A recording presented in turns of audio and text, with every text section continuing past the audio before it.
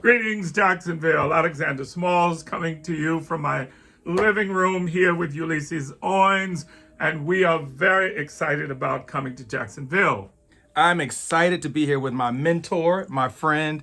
We're going to be talking about a lot of things. I'll be moderating this wonderful discussion because it is all about Mr. Alexander Smalls.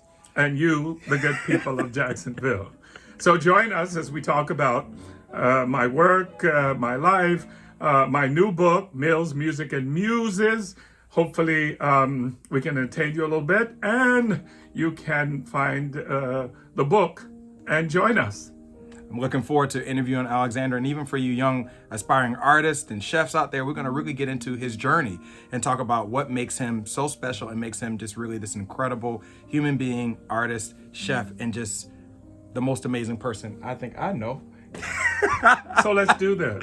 Let's See do it. you soon, Jacksonville. See you soon.